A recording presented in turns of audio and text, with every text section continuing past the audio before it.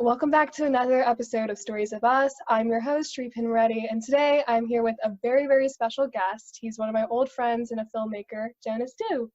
Thank you for having me. I actually met Shri back in middle school, and we had some good years debating together, attending extracurricular math classes together.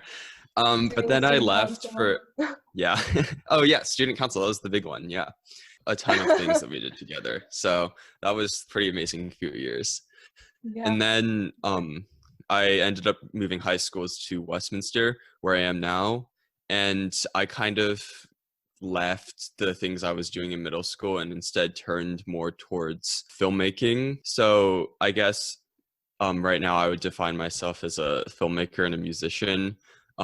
I started Studio W, a student-run production studio at Westminster, and I've been really focused on building that up and producing original content with them over the past 3 years. I heard that you were banned at Westminster for filmmaking. Is that still true? Banned? Well, I think the word they used was administrative hold. But Westminster is really weird in that compared to like Lambert and public schools, it is a small school. So it's rather hard to find teachers that are willing to spend a lot of time doing something like a club that meets like 3 times a week and on weekends or something like that. Something that's really time committed, because most people are already coaching sports, they're already sponsoring like robotics or debate or something like that. So we had a lot of freedom. One of our sponsors was like the theater teacher, so she was caught up with the musical. One of ours was the broadcasting teacher, and he was, they had to cover all the sporting events and stuff. So we had really a lot of autonomy. And we had this idea for a film. This was like about a year after the Parkland shooting. My friend had an idea to kind of spark debate about the gun control issue and kind of show the two sides. So the idea was to show the path of like a gun into a person who is going to use it for good and a person who is going to use it for bad, like a school shooting or something. I think the idea is really good. This was when we were still starting out as filmmakers, so maybe the production quality wasn't good, but I'm really happy with how the story turned out. And once the administration kind of heard about this story and how we were going to have a like pseudo school shooting scene, they weren't too happy about it. They technically put us on administrative hold. They still let us film on campus. We just had to call security and stuff, and they were like really freaked out by it, but whatever. So we ended up finishing the film. It was still on. They haven't followed up with it because our administration is trash, probably like all schools. But yeah, we ended up not posting it on our channel, but on one of our personal channels, and it actually ended up getting selected for the All-American High School Film Festival last year. Yeah, that's awesome. Like, tell me a little bit about these like film festivals and like how that experience is. So film festivals, I guess. That one that I said, the All-American High School Film Festival, that's the largest high school film festival in the world. And that's like the premier experience for, filmmakers in high school, much like the Tournament of Champions for debate or, first robotics world championships or something like that. So the way that works is you have all year from the end of the last festival to like July 1st to make and submit a film under one of the categories, and then they announce which films are official selections. Last year it was several hundred films, and then an official selection basically means that your film will be screened at the festival in New York City. And I think the festival's a really cool experience because they rent out like an entire movie theater, like an entire AMC in the middle of Times Square, just to like show different high school films from around the world. And I think that's just such a cool experience to get to go there and interact with other people who are doing the same thing as you. One thing I will say is that there is a screening the Saturday night of the festival. It's called the Best of Fest screening. We didn't have a film play in there, which was expected since we were starting out, but we watched that festival, and I think it really opened our eyes into like what high schoolers are really capable of, the kind of stories they have to tell, and just the sheer quality of the pictures were mind-blowing. So that was a really motivational and like transformative experience for us. And then after that, we really became motivated to improve really quickly, try to get up to that level and like build our club up even further. So after the awards ceremony on Sunday night, this was like at midnight, and then it was just three of us. It was just three of us, and we sat down and we started like having a meeting because we knew we had to have that conversation that night. And then we talked about like how we could recruit more people, how we could teach them basic skills most effectively, how we could increase our production quality and write better stories.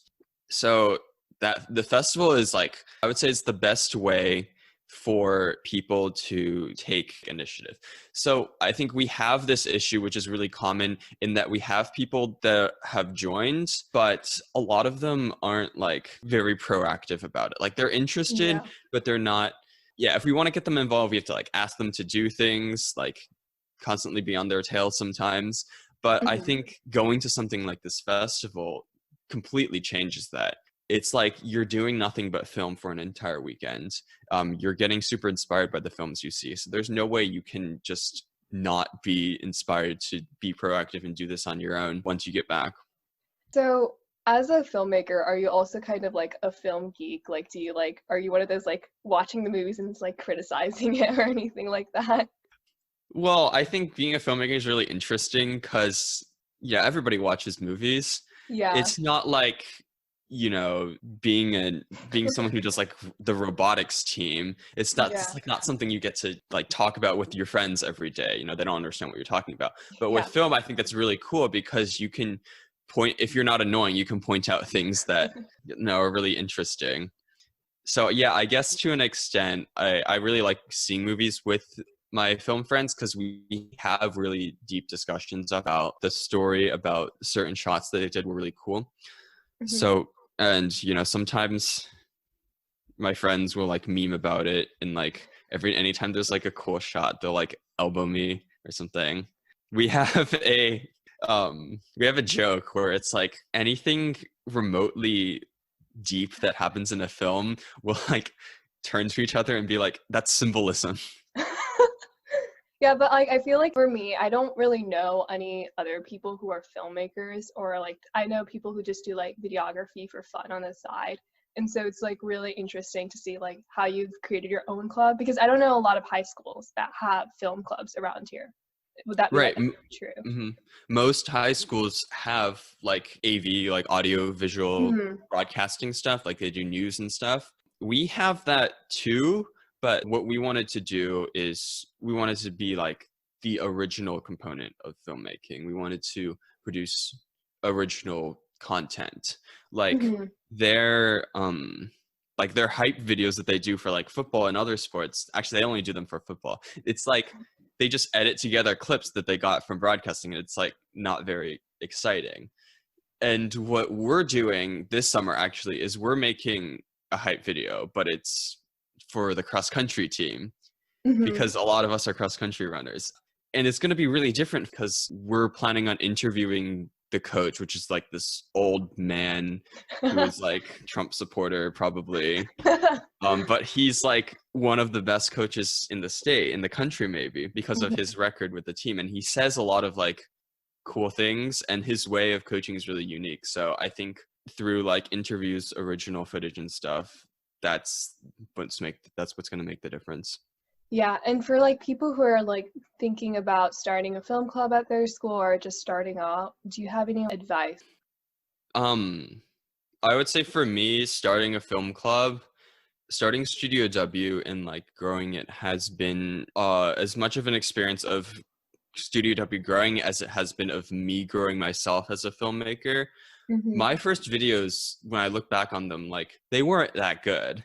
So like I would say the key is to like always be learning, always be improving, always be pushing yourself to be more creative. Like take editing for an example. I would say the only way to get better at editing is to just edit more. And when you run into something that's like that's really annoying or there should be a better way to do that, there definitely is a better way to do that. And once you push yourself to go look for that solution, to find that better way, then you'll become a better editor and a better filmmaker. And I think that applies to cinematography, that applies to storyboarding and everything. Yeah. So pushing yourself for improvement, I think, is important to make yourself a better filmmaker, which will help you start a film club. In terms of actually starting the club, I will say that we've had a really hard time getting established and becoming something sustainable, but I think over the last few months we've definitely made a ton of progress. The challenge is, I guess, might be to find a teacher or something that can be really dedicated to what you're doing, that can give you advice on leadership, on keeping people engaged and stuff, because that's really helpful, and that's something that we don't have as much as we would like. And then the other part is to just apply the same thinking as to like how you would improve as a filmmaker to how you want your club to be. So I would say there last summer, me and my friend who co-lead the club, we spent hours and hours meeting and like outlining our vision and like just talking about what our ideal club would look like. And then we're like, okay, so we have this great vision. What are the steps we can take to get there? So I think starting a club in an environment where people aren't so open to new things, to joining student-led things, that's a real experiment in leadership, in like inspiring other people. That's a really good point. And I can like kind of relate to the part about like starting up the film club in a way that you have to constantly improve yourself as a filmmaker, because I feel like even for this podcast, I am still struggling to make it like as natural as possible. And that's something like editing the audio quality and figuring out how to do that. It's very new, but it's also like you need to put in perspective that you are improving. It's just, it will take time to become to the level of excellence that you like perceive yourself to be at. Right. Like in no time, you'll be really good at audio editing. Your quality will certainly be much better over time. And I think sometimes you have to apply that to times when maybe your organization, the thing you're trying to start, isn't growing as fast as you want, isn't retaining people as much as you would like. And sometimes you have to tell yourself, okay, this is a marathon. We have to keep pushing. We have to keep innovating and improving our skills as leaders. How can we solve these problems? But also sometimes I think you have to be like, no, this is our fault. We did make a mistake. We need to address this and be proactive about it. Yeah. I guess going more on like setbacks, what were some setbacks that you initially faced when you were starting as a filmmaker? And I guess how did you overcome them? Setbacks as a filmmaker? I can talk about some of the projects we've had and like particular challenges. Yeah. So Form 4473, that was like the gun movie I was talking about. That movie had a pretty good story. It even had an original score, but I would say the production quality we kind of took for granted. We were like, oh, this will work. This will be fine. This actor will be fine. We didn't really light any of our scenes. A lot of our scenes were like shaky and stuff. So it was a really like bare bones film in terms of production quality. And I think that really lessened the overall narrative of the film, because people start to notice those things, especially people, you know, who know the people that are in the film and like, why did you get this person to act? Yeah. So that film had good story, not so great production quality. And then that summer we produced a film called The Red Dye.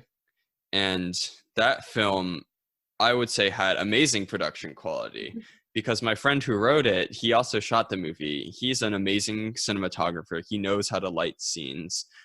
And we had actors who could act, but the story was really lacking. It wasn't a really good story. Like once you watch the film, you're like, I'm confused. I'm sorry. I watched it, but I thought it was really good shot, but I was kind of confused about, like, wasn't it the part where he has like a red dye and then his friend goes away and then he dies? Right. So the whole like when there wasn't even there wasn't really like a real screenplay to this. It was like my friend, he needed to record something for his college because he was applying to film school. So he said he wanted to do a film where two people are driving and they have to suddenly pull over and then one of them leaves. And then that's where it kind of stopped. Like we never really took the time to figure out what exactly happens. And then at the last minute, he was kind of like, okay, so here's what happens. And that's what happens in the film. He like trips and falls and dies.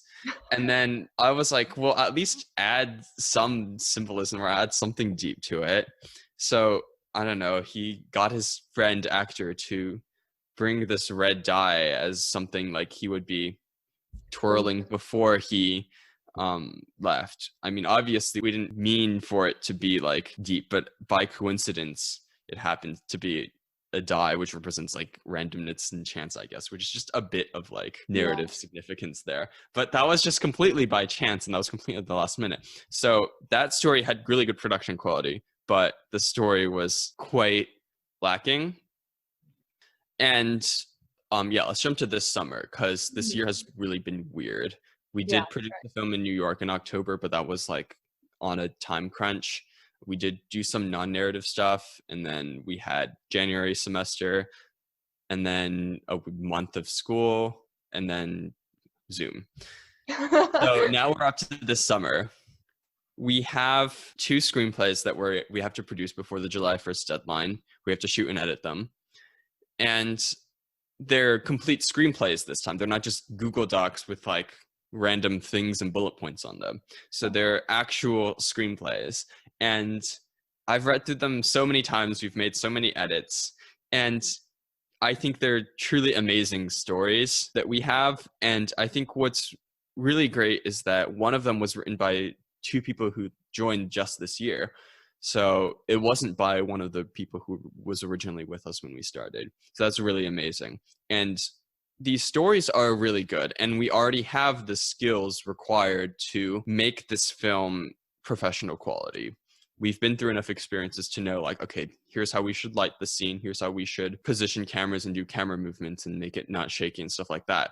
And we have 4 or 5 amazing actors. We actually shot one scene with them back in March before everything closed down.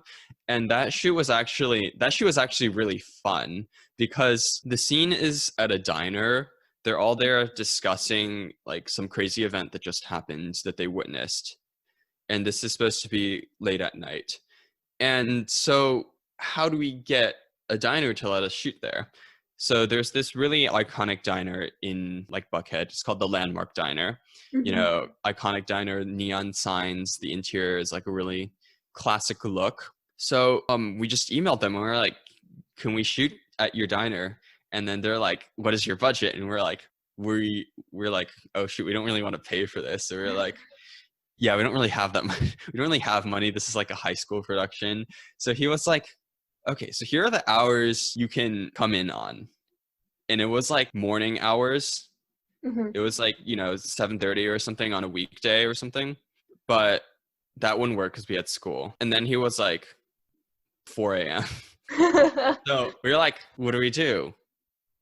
And then we discussed and we're like, all right, I guess we have to shoot at 4 a.m. So we ended up doing we ended up shooting our scene at the Landmark Diner on a weekday, 4 a.m. to 7:30 a.m. on a Monday right after our spring break. So that was a really cool experience. The fact that it was after spring break was a huge saver. I was like the only one in town for spring break. I literally spent so long calling and texting different actors, trying to like scramble to make sure we had everyone available. Because finding 4 actors is a lot harder than it sounds that are all available at 4 a.m. in the morning. Yes. Morning, exactly. So we were scrambling to do that. We were scrambling to get our shot list together, to get our rentals together for camera equipment. So that was super last minute, but it ended up all working out. We all went to sleep really early that Sunday. Woke up at like 3, got to the Landmark Diner, and we were actually able to get a decent crew with us, about like 10, maybe almost 10 crew members. And then we had the 4 actors, and we shot the scene, and it looked really amazing. because we were at the location, and it was probably one of our best shoots ever because everyone was as skilled as they ever been at their role. We had the best actors, we had the best writing we've had. So yeah, that's one of the films that we're finishing up this summer. Mm-hmm. And I think based on that scene, the production quality is there, and I think based on the screenplay, the story is definitely there.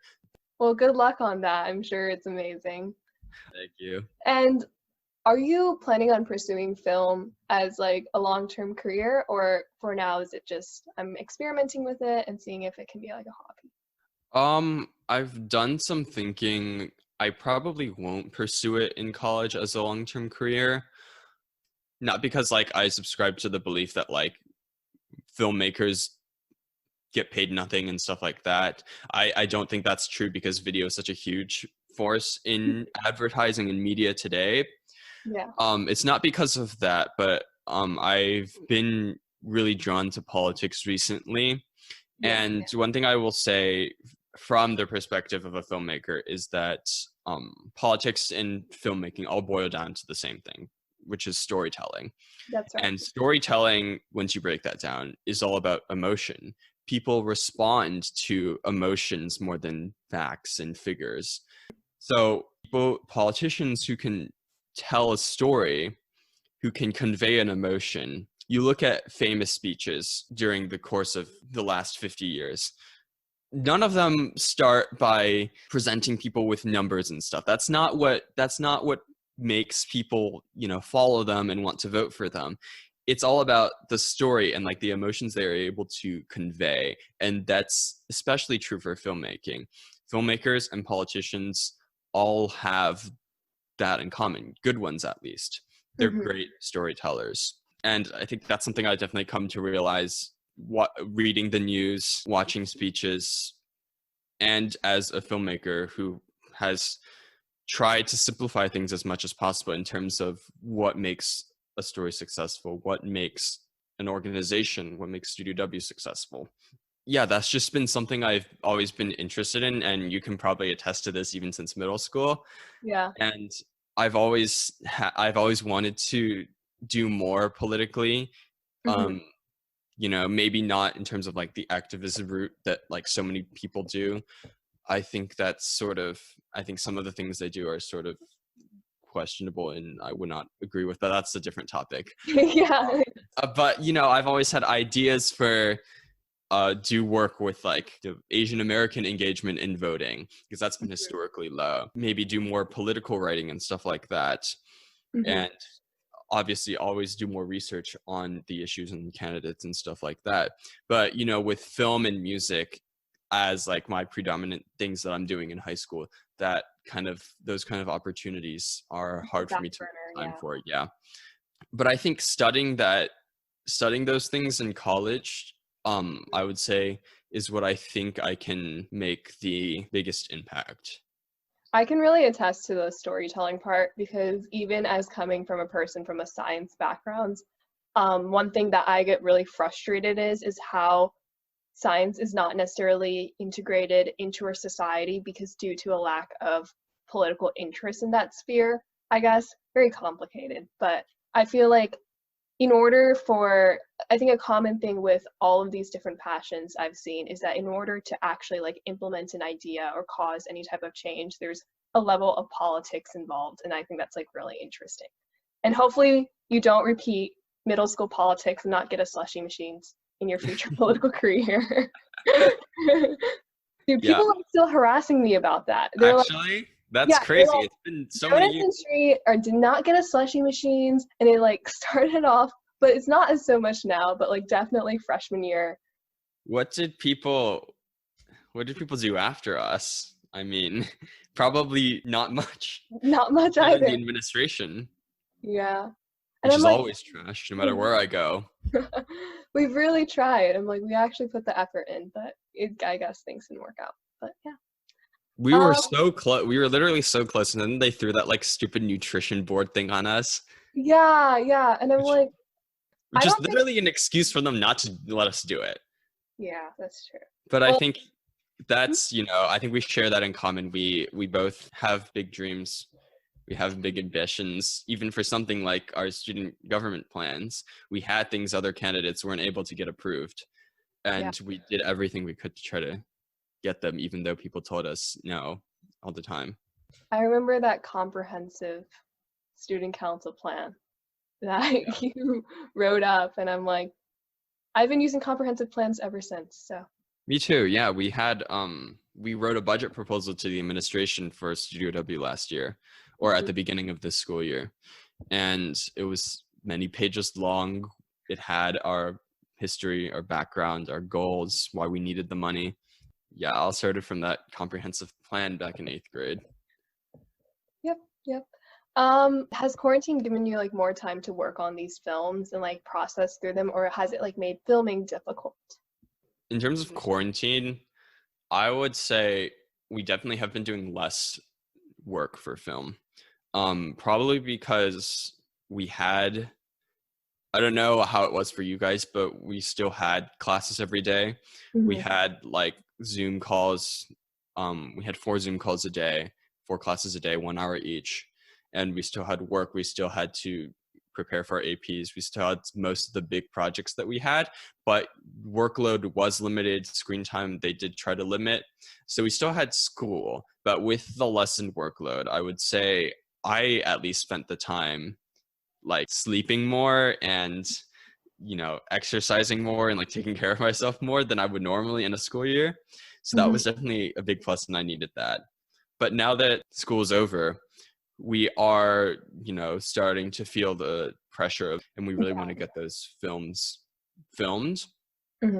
So we're kind of planning our shoots right now, trying to take safety precautions.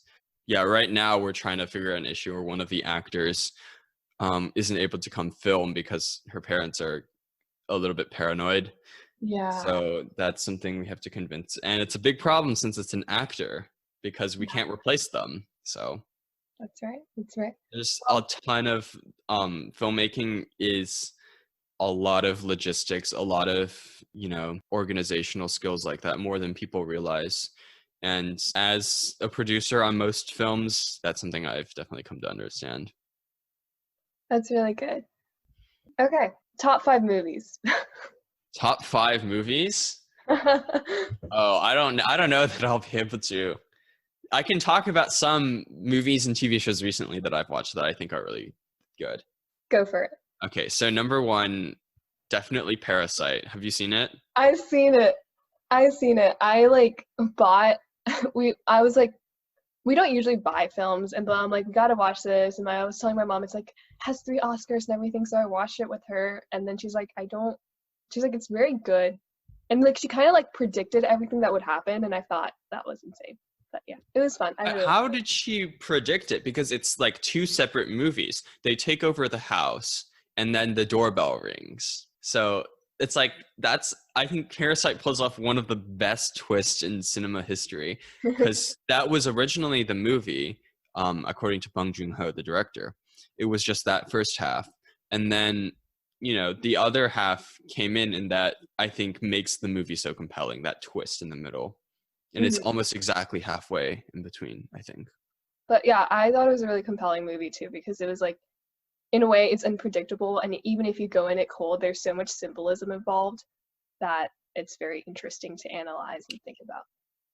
Right. Yeah. I think this film really illustrates the similarities between literature and film, because in literature you have the author's word choice, you have specific symbolism they use, you have metaphors and stuff, and that's all part of this like literary craft that the author is crafting. And with film, a lot of people don't realize that it is the same thing. In Parasite is a staircase movie. You have elevation differences that represent differences in class, and when people go up and down, that's representing their movement up and down the class structure. Yeah. There's a ton of symbols and like camera movements that use very, very consistently. Like looking up at something represents they're, in a higher position than you. Looking down, they're in a lower position. And that's a really effective cinematography technique. And they use that really, really consistently, which is what makes it so amazing. we could talk for hours about the different like details, the different like literary and like cinematography techniques that they use in the film. Hmm. But I think once you come to realize all of that coming together in the film, that's what makes you realize that it is the best film that this audience has seen in a very long time in cinema history. Yeah.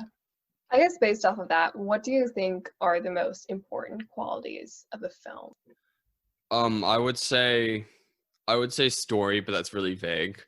But Hmm. a good story can mean a lot of different things. I think one way to do that is with suspense and surprise.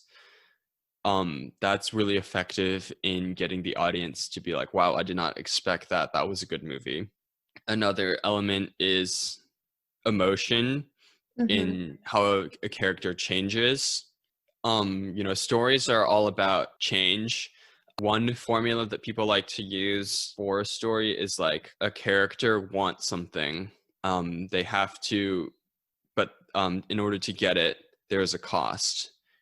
So they get what they want, but then there's a cost. And then they have to bear the consequences of that cost. And then at the end of the movie, they're a changed character. So that's just one formula out of many that people use for short films, for feature films, things like that. Hmm. Okay.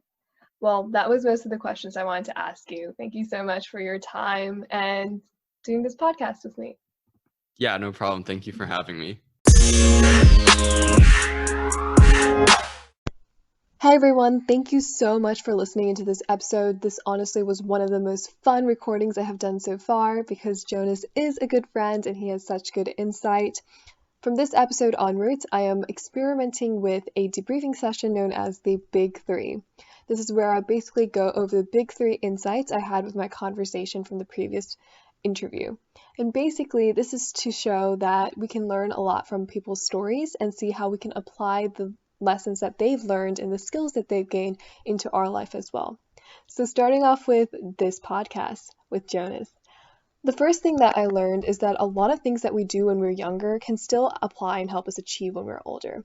For example, Jonas talked a lot about the comprehensive plan. So when we were in middle school, in order to get elected and after we got elected, we've basically developed a comprehensive plan of exactly how we're going to implement every little idea and proposition that we had. And now this was not only helpful to get organized, but also, even though we weren't necessarily successful at getting our school slushy machines or donuts some days, we learned the lesson of how to make good comprehensive plans and were able to apply it to later days. For example, Jonas talked about how he was able to propose his financial budget from having the experience practice of making comprehensive plans in middle school. The second lesson I've learned is that when you're just getting started, it's important to keep in perspective of progress. Something that's really important for artistic skills such as filmmaking, podcasting, or even recording is that you're always going to improve from the episode before in incremental values. And it's really important to keep in perspective that it's important to push yourself, but also maintain a level of balance and understanding that you are just getting started and it's going to improve over time. Like Jonas said about the editing process, it takes a lot of time, and if you're not satisfied, you should definitely fix it. And after a conversation, he also suggested that it's super easy to get resources from the internet, so there really isn't no excuse for pushing ourselves in order to become a better editor or even just something that we're more passionate about. But at the same time, make sure that you're that you're balanced and understand that you will improve. The third thing that I basically learned was that storytelling relies on emotion, and I think this goes with a lot of art.